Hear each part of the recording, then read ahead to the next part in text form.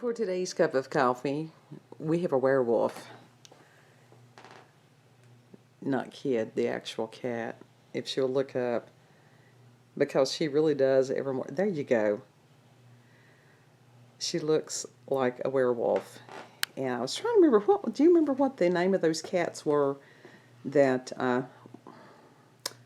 it wasn't a lykoi or something, was it? What was it? That it's one. They actually were developed in Tennessee, and they really do look like werewolves. I honestly have no idea. What?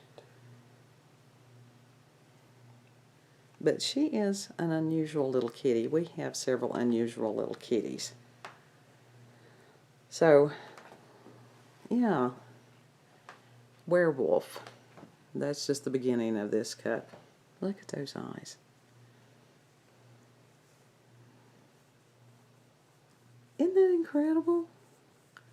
We have some really unusual looking kitties. Yeah, so that's starting our cup of coffee out. Now to continue on with our cup, and it always concerns me. I know that I have professional photographers, videographers watching this, and I'm sure that a lot of my camera techniques that they just sort of cringe. But you know, it's like, hey, I'm self-taught, and it is what it is. And it's like, it's not a high-tech thing, and that's all right, because it's like old school YouTube. I like old school YouTube where everybody was not professional with thousands of dollars and this and that and the other. It's a matter of trying to keep this very much like campfire. That would be great, just to tell stories around a campfire, share those wonderful things. Looking forward to when we can get the torches going again outside, all that good stuff. Anyhow, I was thinking of how to word as a family story, and it was one of those that it reminded me something that I wanted to share with everybody, because as stories and legends and myths and different things like that are passed down, if they're not written down, you'd be amazed at how quickly you forget. And it's okay if somebody told you something and that person can no longer remember it in the same way, or you remember it differently. Make it your own, because that's one of the things about legends and stories and stuff.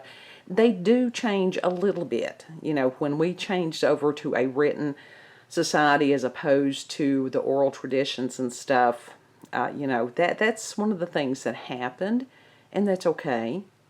The oral traditions, there was usually like one that had this amazing ability to remember verbatim, and that's how some of those things were passed down until they were written down. But until we can do that, the point being, when you have an experience, it's not just with the stories or whatever. When you have an experience, keep you a notebook handy. I don't care what it is, write it down, make notes, because you will be amazed how quickly those memories can fade. Some of them, trauma memories have a tendency to stick with us, and a lot of you all, the accounts that you've had, that's not going any place. But it's still never a bad thing.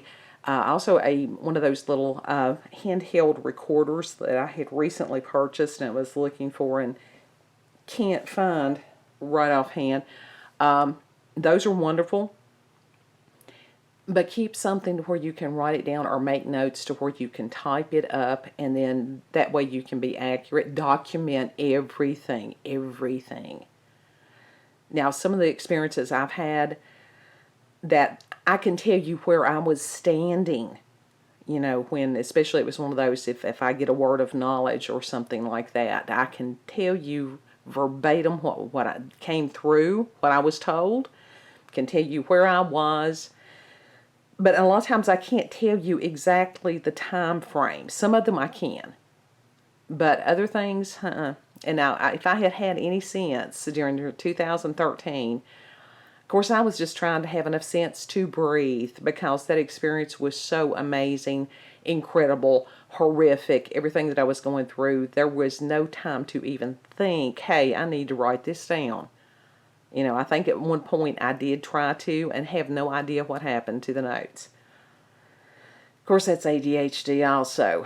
So I just wanted to encourage you, and that is something that, rather than me going back and fighting with my mother, oh, my grandmother said it this way, and she's like, no, she said it this way.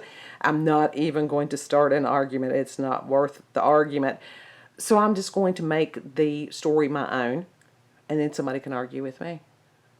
So you don't want someone arguing with you.